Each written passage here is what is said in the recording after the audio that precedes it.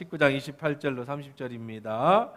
그 후에 예수께서 모든 일이 이미 이루어진 줄 아시고 성경에 응하려 하사 이르시되 내가 목마르다 하시니 거기 신포도주가 가득히 담긴 그릇이 있는지라 사람들이 신포도주를 적신 해면을 우슬초에 매어 예수의 입에 대니 예수께서 신포도주를 받으신 후에 이르시되 다 이루었다 하시고 머리를 숙이니 영혼이 떠나가시니라. 아멘. 좋으신 하나님, 이 시간에 생명의 말씀을 드리려고 합니다. 하나님의 음성으로 들려진 은혜의 시간 되게 하옵소서. 예수님의 이름으로 기도합니다. 아멘. 내가 목마르다. 예수님이 십자가상에서 하신 오늘 본문에 보면 마지막에 운명하시기 전에 두 말씀을 하십니다. 내가 목마르다. 다 이루었다. 그 중에 내가 목마르다라는 말씀으로 함께 은혜를 받아보려고 합니다. 내가 목마르다. 오늘 본문은 참 예수님답지 않은 말씀이에요. 내가 목마르다. 예수님답다라는 게 뭐예요? 천지를 만드신 하나님, 물로 포도주를 만드신 분, 오병이의 기적을 일으키신 분, 심지어는 죽은 사람도 살리신 그분께서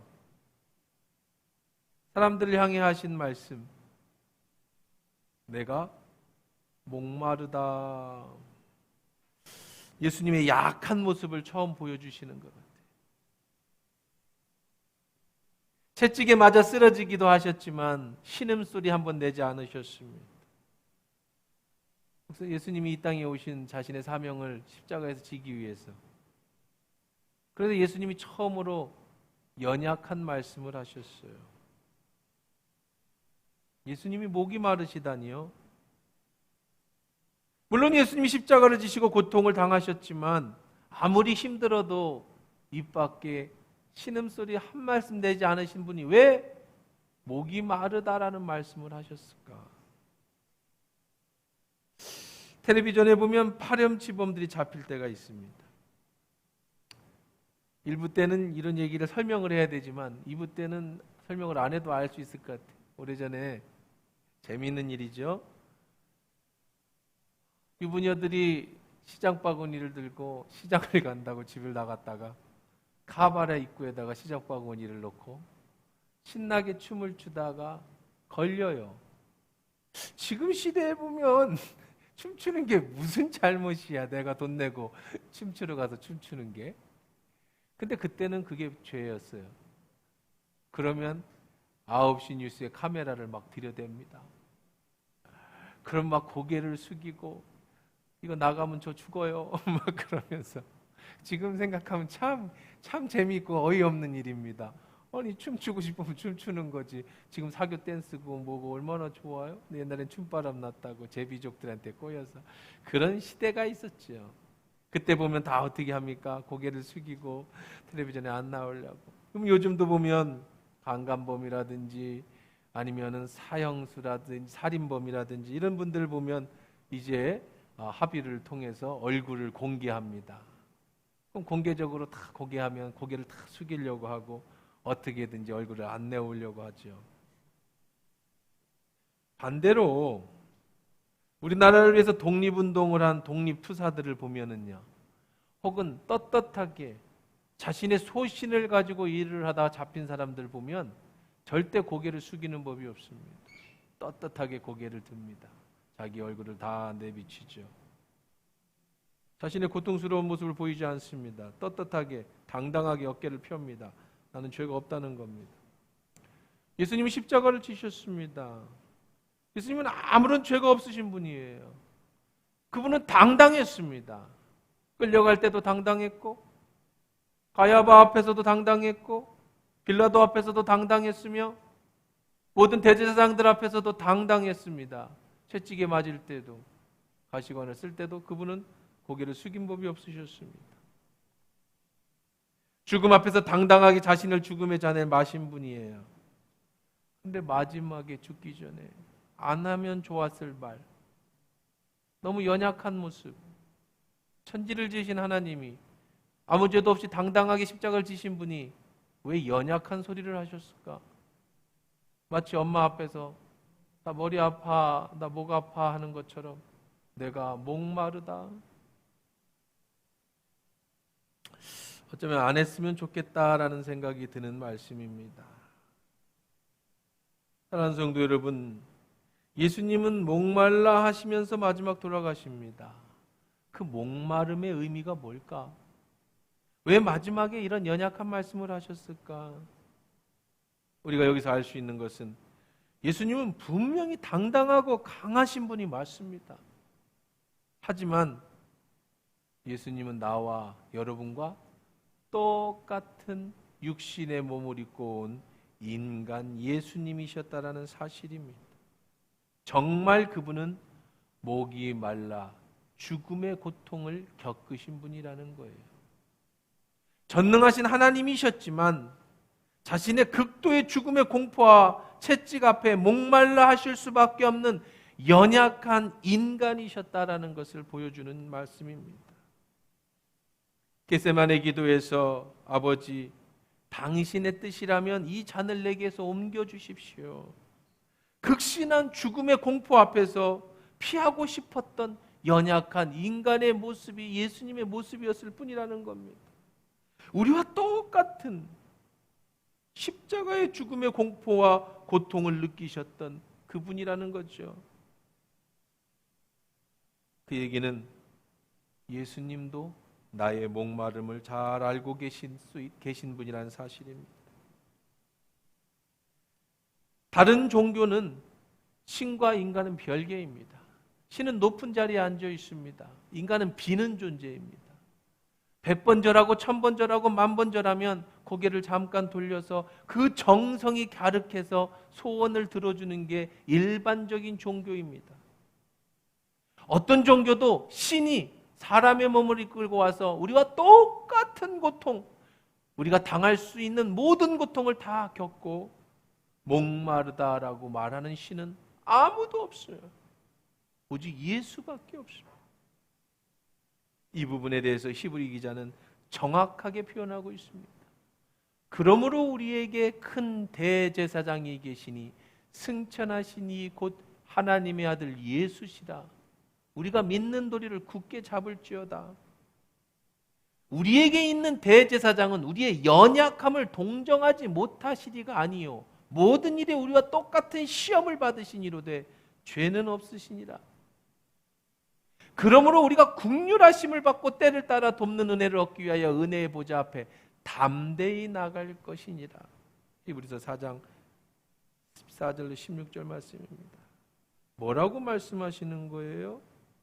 여기 보면 우리에게 큰 대제사장이 계시니 승천하신 곳 하나님의 아들 예수시라. 그래서 예수.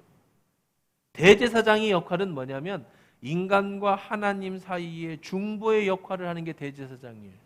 연약한 인간과 전능하신 하나님 사이에서 우리의 연약한 인간의 모습에 기도와 모든 소원을 아뢰고 올리고 또 하나님의 축복을 받아서 내리는 역할을 하는 게 대제사장이 계신데 인간 대제사장이 아닌 하나님의 거룩한 대제사장이 계시니 바로 예수시다. 그런데 뭐라고 얘기하냐면 우리에게 있는 대제사장은 우리의 연약함을, 나의 연약함을 동정하지 못하실 분이 아니라 동정하지 못하실 분이 아니라는 게 무슨 말이에요? 동정하신다는 거예요. 우리를 동정하신대요.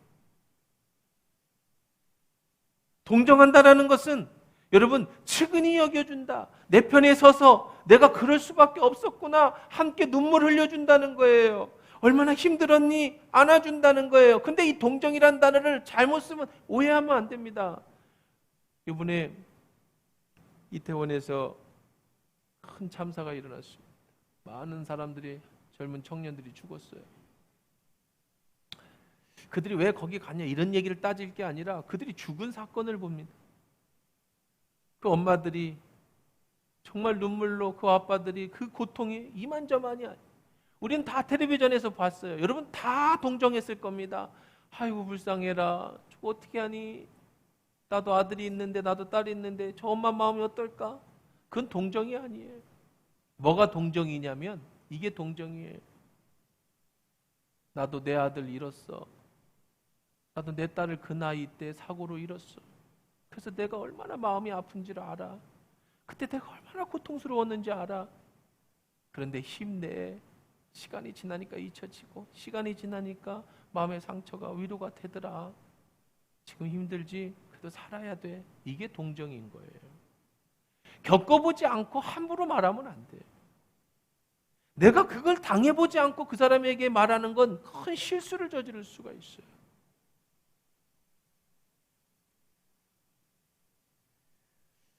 준비한 말씀은 아닌데 선뜻 생각나는 게 있어요.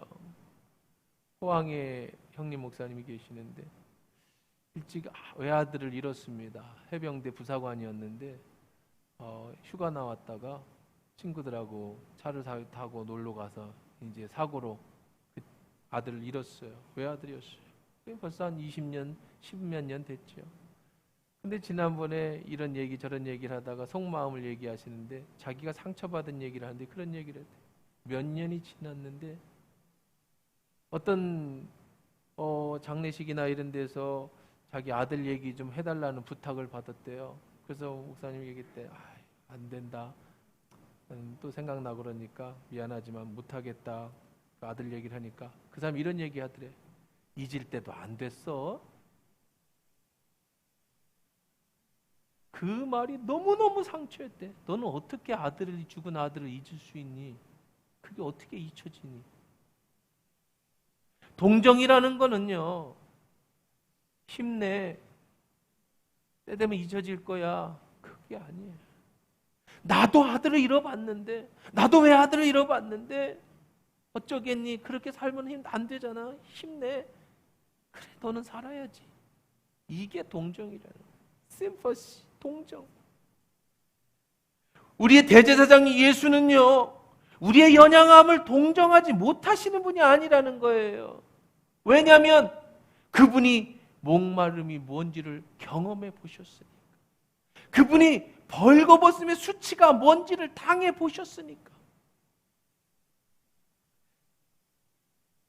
사람들은 예수께 나아가지 못하는 이유를 두 가지로 들어갑니다.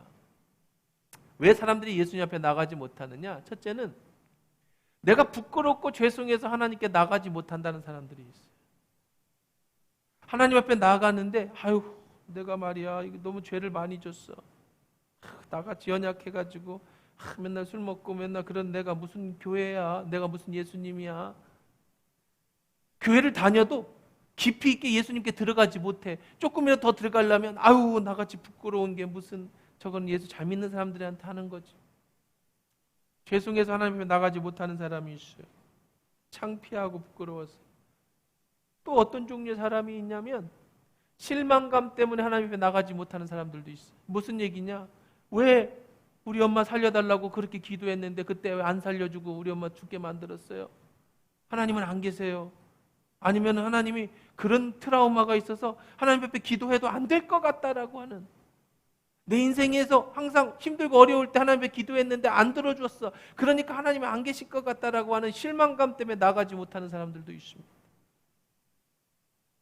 아이들이 화가 나면 이런 말 하죠. 엄마가 뭘 알아? 부부간에도 그래. 당신이 뭘 알아? 내가 힘든 거 당신이 알기나 해? 네. 부부도요. 부모 자식도 진짜예요. 몰라요. 아무리 사랑해도요. 그 사람이 될 수는 없는 거예요. 함께 슬퍼하기도 함께 아파할 수도 있지만 그 사람 자체가 될 수도 없는 겁니다. 예수님 앞에 나올 때도 그렇게 생각할 수 있어요. 예수님이 내 마음 알기나 하겠어? 예수님이 이 고통을 알기나 하겠어?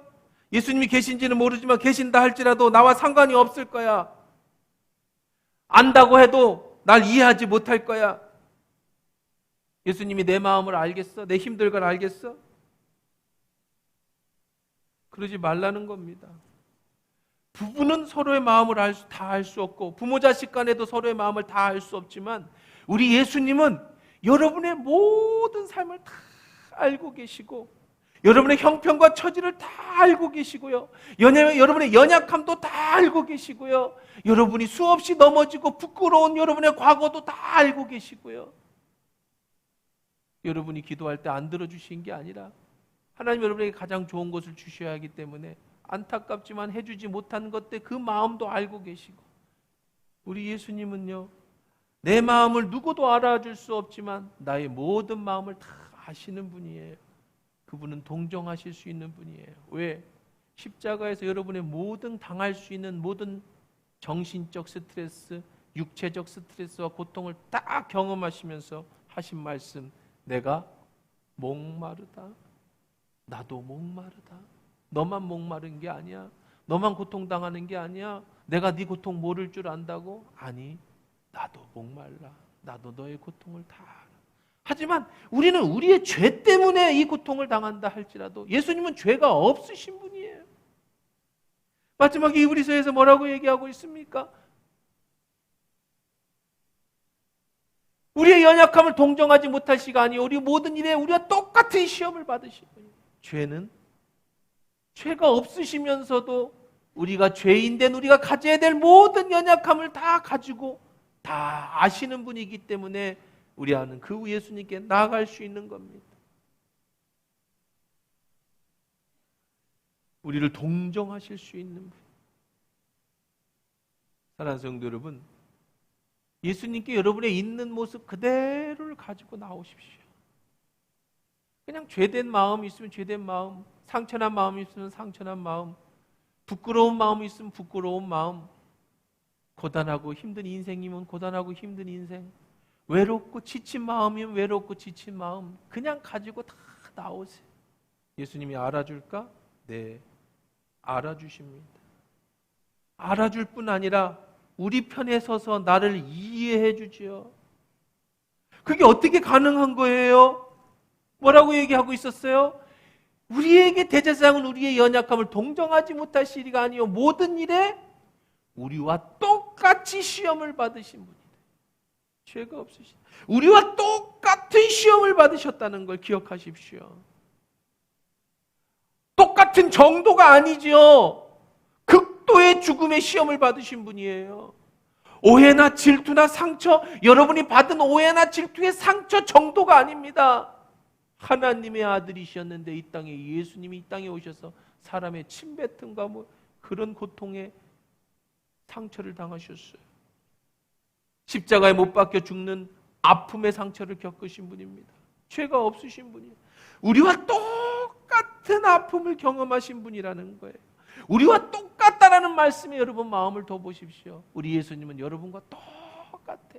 신이라서 우리를 이해 못하거나 높은 보좌에 앉아 계셔서 나를 이해 못하는 게 아니라 여러분처럼 이 땅에 오셨고 여러분이 당할 수 없는 그 너머의 고통까지 경험하신 분이 똑같은 분이라는 거예요.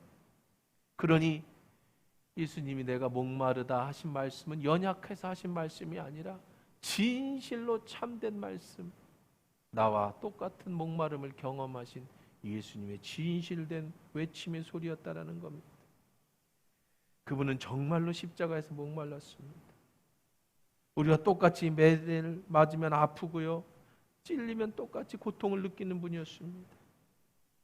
십자가를 지기까지 계속되는 채찍으로 살점이 떨어져 나가고 피와 땀이 흘렸어도 삼투압작용에 온몸에 있던 물이 몸 밖으로 나왔을 때 당연히 목이 말랐죠.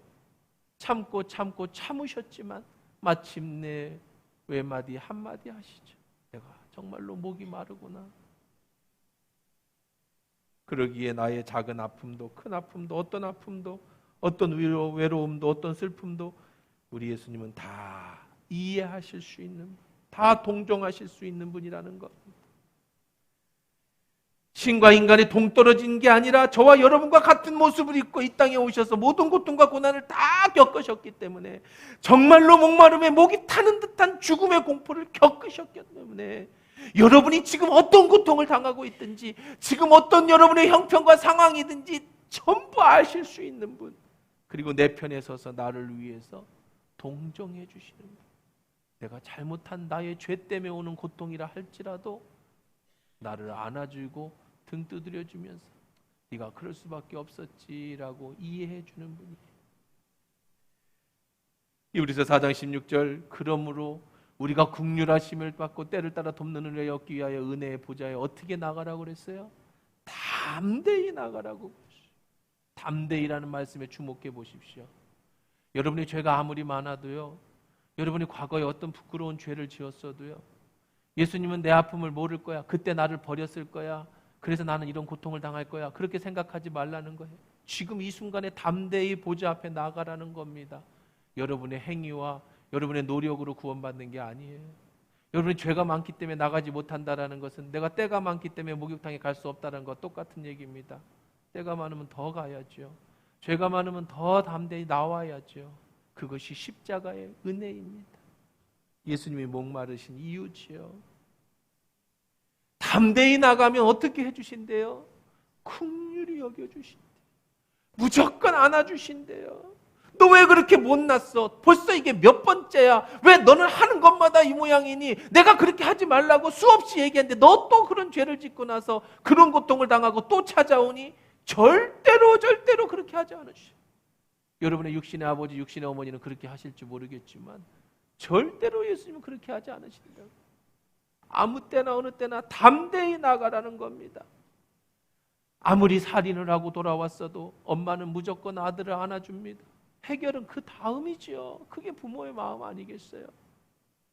예수님 앞에 나오면 무조건 안아주십니다. 때로는 그 죄에 회개할 일이 있으면 회개하고 해결할 일이 있으면 해결해야 되지만 그건 다음 얘기예요. 우선은 아버지 앞에 나온 아들을 안아주는 게 부모의 마음이라는 거예요.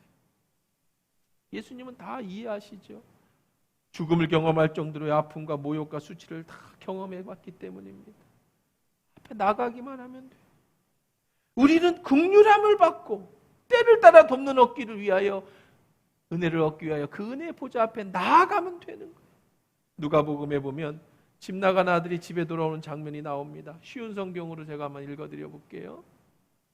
그제야 제정신이 든 그는 이렇게 중얼거렸다. 아버지 집에는 양식이 많아서 그 많은 일꾼들이 먹고도 남는데 나는 여기서 굶어 죽게 되는구나. 서서 아버지께 돌아가, 아버지, 제가 하늘과 아버지께 죄를 지었습니다. 이제 저는 감히 아버지의 아들이라 할 자격이 없으니 저를 품꾼이라도 써주십시오 하고 사정해보리라. 마침내 그는 거기를 떠나 자기 아버지 집으로 발길을 돌렸다. 집으로 돌아오는 아들을 멀리서 본 아버지는 치근한 생각이 들어 달려 아들의 목을 끌어안고 입을 맞추었다. 그러자 아들은 아버지, 저는 하늘과 아버지께 죄를 지었습니다. 이제 저는 감히 아버지의 아들이라고 말할 자격이 없습니다. 라고 말하였다. 그렇지만 아버지는 하인을 불러 어서 제일 좋은 옷을 꺼내어 입히고 가락지를 끼우고 신을 시켜주어라. 그리고 살찐 송아지를 끌어내다 잡아라. 먹고 즐기자. 죽었던 내 아들이 다시 살아왔다. 잃었던 아들이 다시 찾아왔다. 하고 말했다. 그래서 성대한 잔치가 벌어졌다. 집 나간 탕자에 대한 비유죠. 모든 것을 다 잃어버리고 아버지께 돌아옵니다. 탕자는 정말 잘못했습니다. 살아있는 아버지를 죽었다고 가정하고 유산을 가지고 아버지와 나는 끝입니다. 아버지 죽은 겁니다. 그러니 유산 내게 주십시오. 그래 이제는 볼 일이 없습니다. 아버지의 유산을 가지고 떠났습니다. 그리고 허랑방탕하게 인생을 살았습니다. 그런데 그 모든 것을 다 잃고 나서 아들은 이런 생각을 합니다. 이렇게 죽느니 아버지한테 한번 가볼까? 그 아버지 집에는 종들이 먹을 것이라도 있었는데 나는 여기서 굶어 죽게 생겼구나. 가서 아버지한테 아들은 관두고 그저 종의 한 명이라도 써달라고 해봐야겠다. 아들이 잘한 거 하나 있어요. 뭐냐면 아버지께로 가야 되겠다는 용기를 낸 겁니다. 그리고 아버지께로 돌아갑니다. 아버지를 만날 생각이 두려웠습니다. 자신의 죄가 너무 컸습니다. 용기가 안 납니다. 그럼에도 부끄러운 모습이지만 아버지 앞에 가면 살려는 주겠지, 종이라도 써달라 하자 하는 그 마음으로 달려갑니다. 그런데요, 아버지의 마음은 달랐어요. 이것은 아들의 마음이었고요. 아버지는요, 아들이 재산, 유산을 가져간 것, 그리고 그가 허황방탕하게 산 것, 그게 문제가 아니에요. 아버지는 그때 죽었다고 생각했던 아들이 돌아온 거예요. 생각이 달라요. 아들은 부끄러워서 아버지 앞에 가기가 어렵지만 아버지는 그 문제가 아니에요. 이미 죽었다고 생각했던 아들이 돌아온 거예요. 그가 돈을 얼마를 가지고 왔든 그런 건 아무 상관이 없어요. 살아 돌아온 것만으로도 너무 기쁘죠. 그래서 그의 목을 안고 송아지를 잡고 잔치를 열어주고 가락지를 끼워줍니다. 그리고 이렇게 말합니다. 내 죽은 자식이 돌아왔다. 함께 잔치를 열자. 이 아버지의 마음보다 더한 마음이 예수의 마음입니다. 아버지는 아들을 용서해 주는 것으로 끝나지만 예수님은 나를 용서해 주기 위해 자신을 십자가에 대신 지셨어요. 아버지는 그저 받아만 주는 것으로 끝났지만 예수님은 받아주는 것이 아니라 자신의 목숨을 주어셨어요. 우리에게 내어주셨어요. 예수님이 저를 사랑하고 여러분을 사랑하셔서 십자가에 돌아가셨습니다. 우리가 할 일은 탕자가 아버지 앞에 가듯이 그분 앞에 담대히 나가는 거예요. 부끄러워서 못 간다는 건 말이 안 됩니다. 연약해서 못 간다는 건 말이 안 됩니다. 실망해서 못 간다는 건 말이 안 됩니다. 그냥 가는 거예요. 그러면 아버지가 무조건 안아주시죠. 예수님이 그 고통을 당하셨기 때문에 여러분을 동정해 주실 수 있는 거예요. 그 앞에 나갈 때 제약이 될 건 아무것도 없어요. 있는 모습 그대로 가져가십시오. 언제든지 달려가세요. 그러므로 우리는 긍휼하심을 받고 때를 따라 돕는 은혜를 얻기 위하여 은혜의 보좌 앞에 담대. 때를 따라 돕는 은혜라는 말씀에 주목해 보십시오. 때를 따라라는 말이 무슨 말이에요? 아무 때라는 거예요. 어느 때라는 거예요. 은혜가 필요할 때는 어느 때라든지. 일평생에 한두 번 돌아가는 게 아니라 수시로 주님의 위로가 필요할 때, 용기가 필요할 때, 용서가 필요할 때, 사랑이 필요할 때, 아무 때라든지 그때 은혜의 보좌로 담대히 나가라는 겁니다. 예수님이 내 아픔을 알아주실까 염려하지 말고 담대히 어떤 어려움이든지 들고 나가라는 겁니다. 내 죄 때문에 내가 당하는 고통인데 이 고통도 알아주실까? 물론입니다. 여러분이 어떤 잘못을 저질렀어도 그저 나가면 돼. 담대히 나가라. 때를 따라 돕는 은혜를 위하여 담대히 나가라. 예수님이 내가 목마르다 하신 그 말씀은 바로 여러분의 모든 마음을 이해해 주신다는 마음이고 여러분의 모든 고통을 다 아신다는 마음입니다. 그 동정으로 끝나는 게 아니라 여러분의 목마름을 해결해 주신다는 말씀이기도 합니다. 그분의 목마름은 우리가 시원한 생수를 얻는 은혜의 목마름입니다. 그분의 목마름을 해결해 주신 분인데 어떻게 해결하셨느냐? 자신이 직접 목말라 함으로 여러분의 목마름을 해결해 주신 분이에요. 왜 그분이 목말라 해야 했는지를 알아야 되죠. 우리는 이렇게 질문합니다. 아니, 그러면 하나님은 왜 예수님이 목말라 하고 죽는 장면을 그냥 보고 계셨어? 하나님은 자기 아들이 죽는데 왜 가만두셨지? 전능하신 하나님이면서도 왜 자기 아들을 이 땅에 보내서 고난을 받게 하고 죽게 만들었을까? 그냥 전능하신 하나님이면 죄의 문제 해결해 주시면 안 돼? 그냥 목마르지 않고 예수님 안 죽이고 내 죄도 다 용서해 주실 수 있는 거 아니야? 뭐 굳이 이렇게 드라마틱하게 자기 아들을 죽이면서까지 해야 돼? 하나님이신데? 전능하신 하나님이신데? 예수님의 목마를 이유가 뭘까? 우리는 이 문제에 답을 얻어야 합니다. 왜 예수님이 목말라라 했는지, 어떻게 그 목마름이 나의 목마름을 해결해 주시는 능력이 되는지 그 문제 해답을 알아야 합니다. 왜 고통이 없는 용서가 없는지를 알아야 되죠. 사랑하는 성도 여러분, 우리는 하나님의 두 가지 성품을 아셔야 돼요. 하나님은 어떤 분이신가를 알아야 됩니다.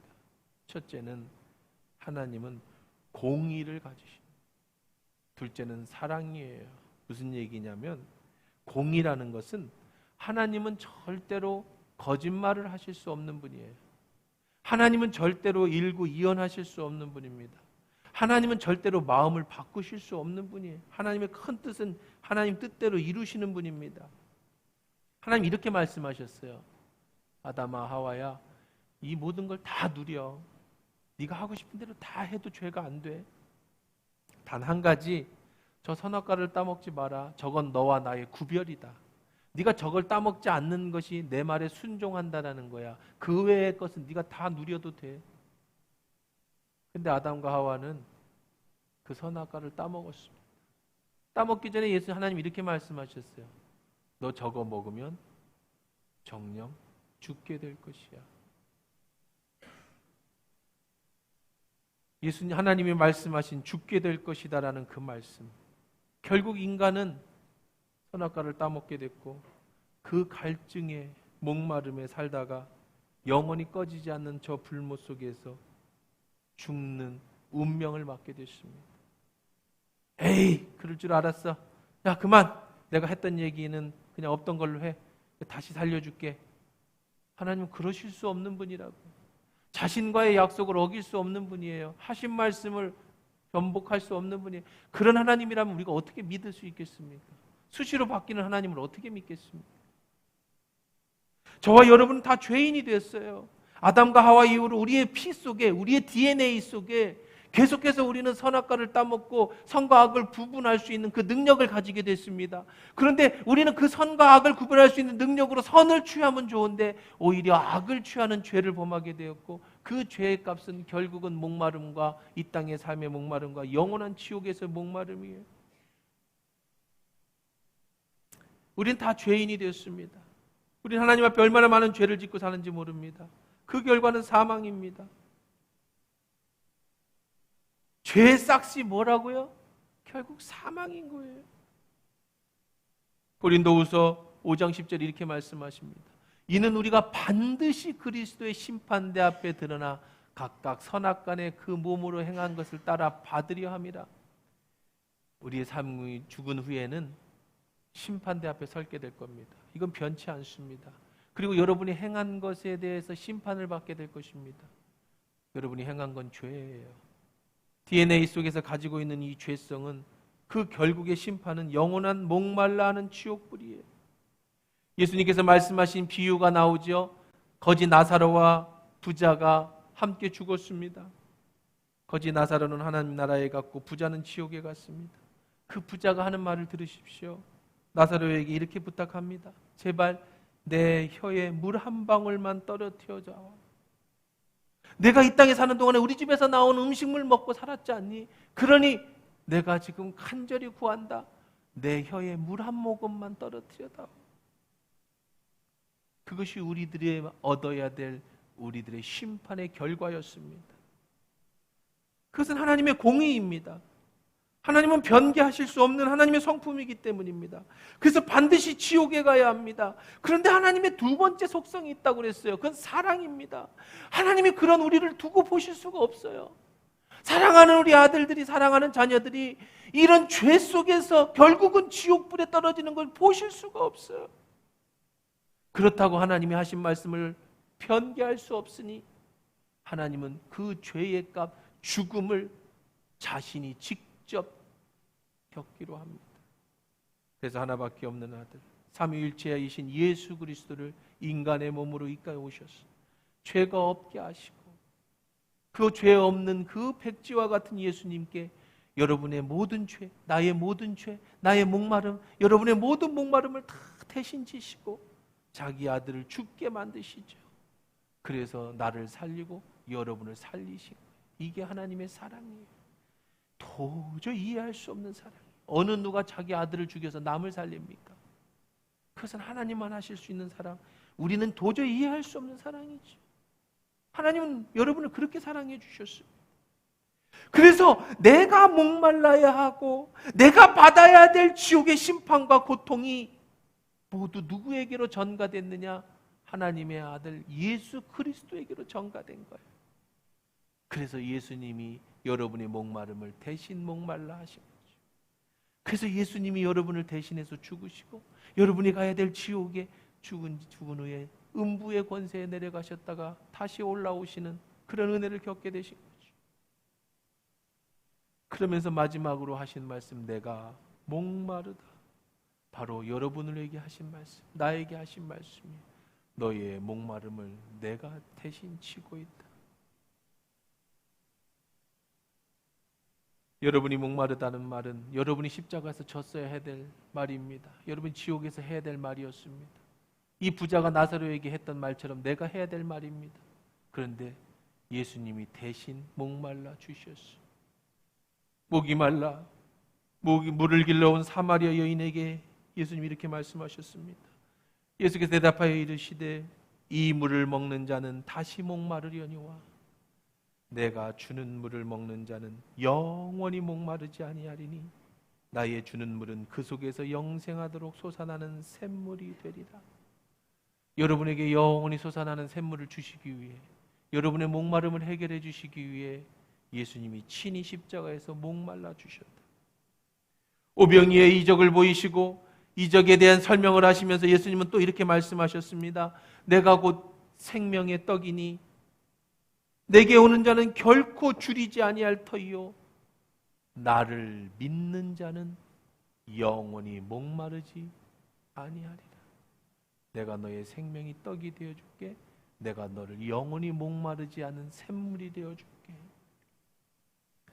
사람은 전부 자신의 목마름을 해결하려고 여러 가지 방법을 찾습니다.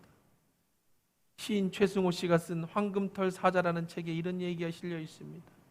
평생도록 자신만을 위해 살아왔던 사람이 있었습니다.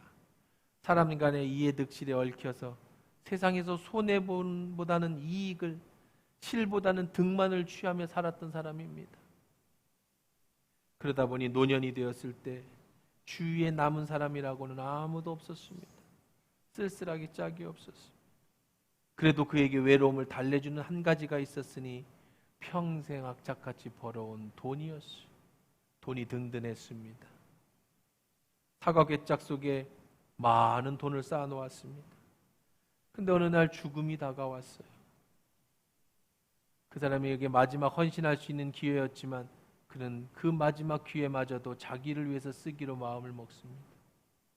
가지고 있던, 자기를 위로해 주었던, 자기가 평생 소망했던 그 돈을 몽땅 털어서 순금으로 만든 관을 구매합니다. 자기가 죽으면 그 금 속에서 살고 싶었어요. 그 죽기로 마음을 먹은 겁니다. 그래서 그는 금관 속에서 죽은 채 그는 매장이 됩니다. 그런데 바로 그날 밤 그의 시체는 금관을 탐낸 무리들에 의해 무덤 밖으로 내팽개치고 말았고 평생 모았던 금은 그 도굴꾼들에 의해서 사라졌습니다. 그의 육체는 굶주린 들쥐들에게 기회가 됐습니다. 들쥐들은 배가 터지도록 시체의 배를 터뜨리며 내장까지 남김없이 뜯어먹어 버리고 말았습니다. 그렇죠? 자신의 외로움과 목마름을 돈으로 해결하려고 평생 돈 버는 일에 자식에게 명예로 권력으로 나의 목마름을 해결해주고 싶어서 그렇게 악착같이 살았지만 죽음이라고 하는 인간의 죄의 결과물 앞에서는 어떤 것도 나의 목마름을 해결해 줄 수가 없는 거예요. 사는 동안에도 역시 마찬가지입니다.